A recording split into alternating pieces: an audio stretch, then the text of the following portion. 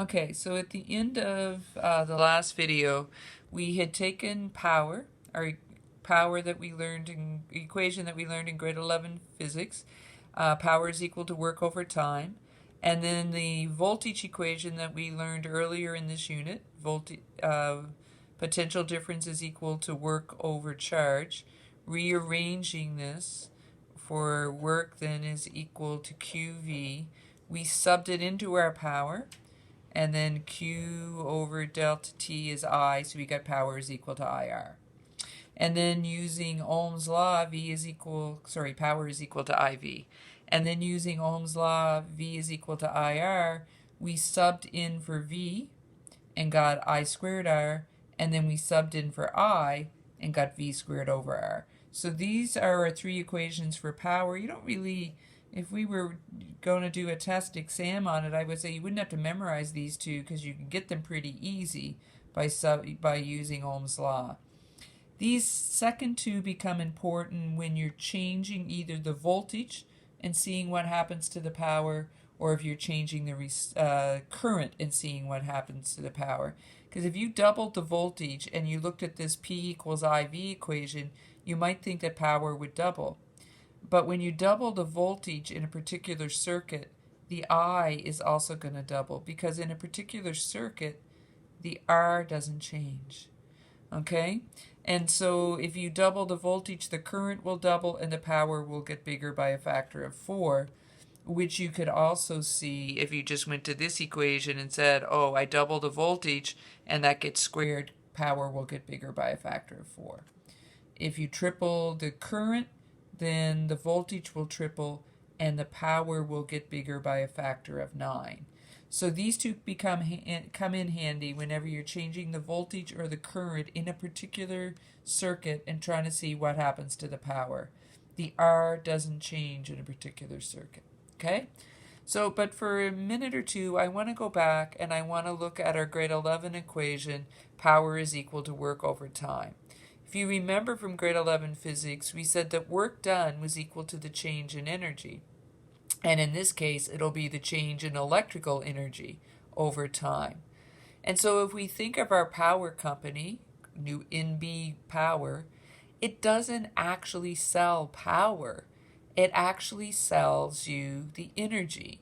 And when they come and read your meter, they're reading what's the change in energy of that meter since I was here last. So we rearrange this for energy, and we get energy is equal to power times time.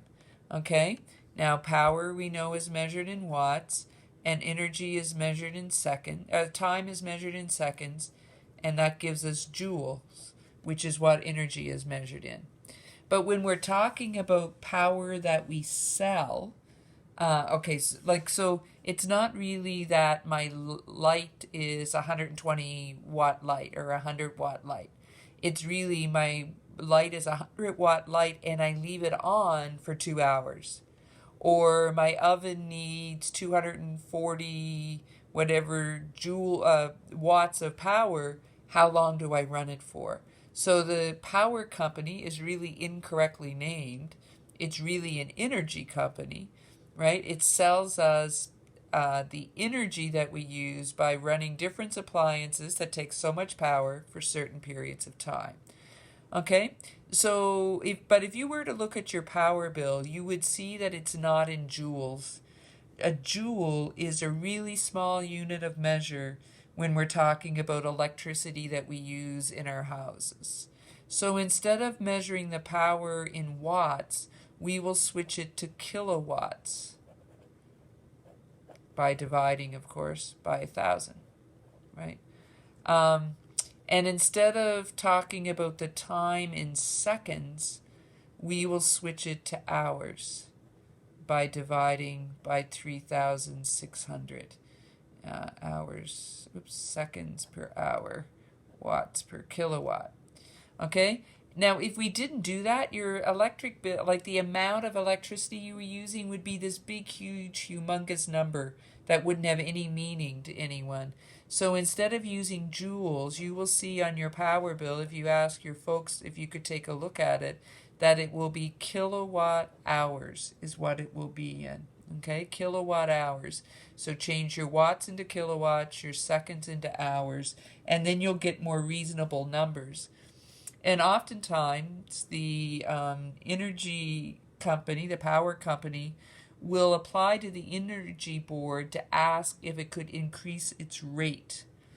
So the rate is how much are they going to charge per kilowatt hour, right? So in some areas, the rate might be like 7 cents per kilowatt hour, or maybe 9 cents per kilowatt hour.